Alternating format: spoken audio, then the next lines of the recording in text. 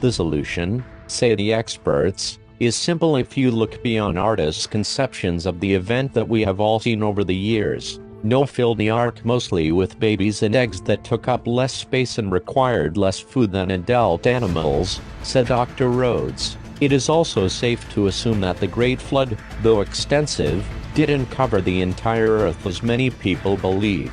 In the Aramaic that the Bible was originally written in, the story of Noah describes the flood as covering the world, which, when accurately translated, simply means the Middle East. So in point of fact, Noah only loaded local animals onto the ark, not every animal on the planet.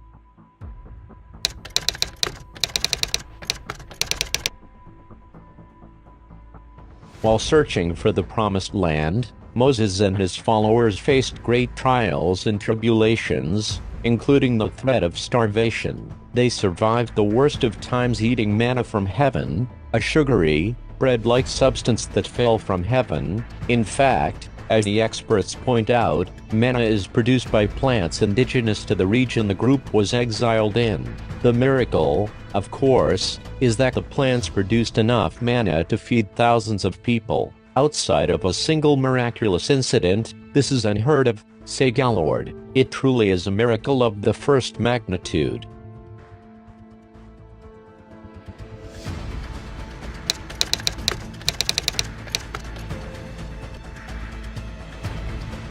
This is the easiest of all the miracles in the Bible to explain, but the most difficult to comprehend and accept, said Dr. Creed. Jesus clearly had an intuitive grasp of human nature and psychology, and while the multitudes appeared to be without food, he knew better. In those days, most people traveled with a small supply of food. Jesus knew that many of the people in the crowd had something to eat, but didn't want others to know for fear of having to share with them. By taking the few loaves and fishes and passing them around in a basket, he was setting an example for others to share. By the time the basket had been passed through the crowd, everyone had had something to eat, with plenty to spare.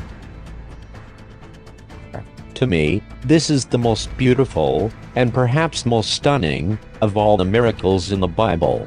To think that Christ could overcome human nature with a single gesture of goodwill is almost beyond comprehension.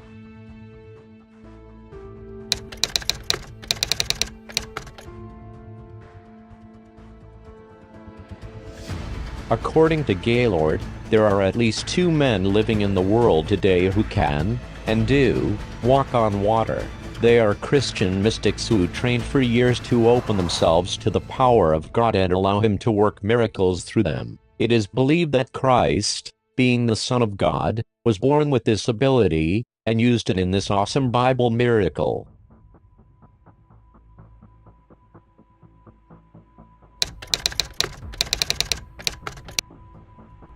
The fact is, said Dr. Stevenson, Adam and Eve weren't banished. By eating fruit from the tree of the knowledge of good and evil, the world's first couple merely learned to see the evil and misery around them. We still live in the Garden of Eden, said the expert. The trick is to have such complete faith in God that we enable ourselves to see that everything is as He wants it to be, perfect in every way.